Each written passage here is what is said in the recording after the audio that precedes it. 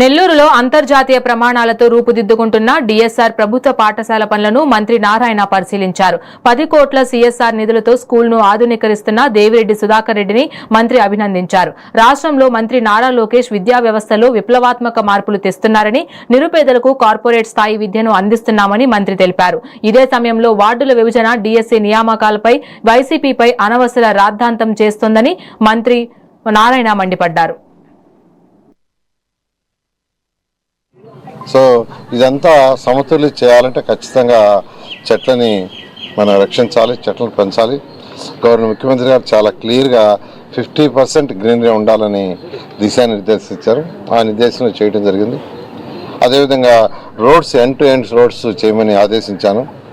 నేను రాగానే కొన్ని దగ్గరలు చూస్తే ఎండ్ టు ఎండ్ రోడ్స్ జనరల్గా ఏంటంటే ఒక రోడ్డు వేసినప్పుడు ఒక రోడ్డు 30 అడుగులు ఉంటే సాధారణంగా 15 అడుగులు వేస్తారు.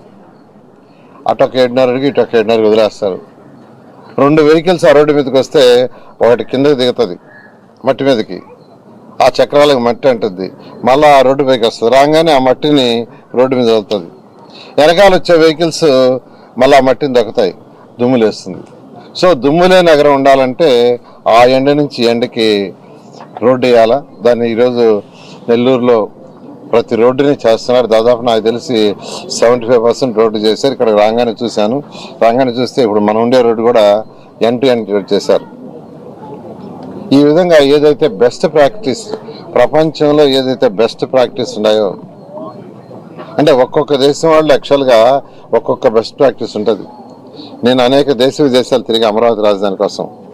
అక్కడున్న బెస్ట్ ప్రాక్టీస్ అంటే ఈరోజు ఈ 123 మున్సిపాలిటీస్లో ఈరోజు ఇంప్లిమెంట్ చేస్తున్నాం.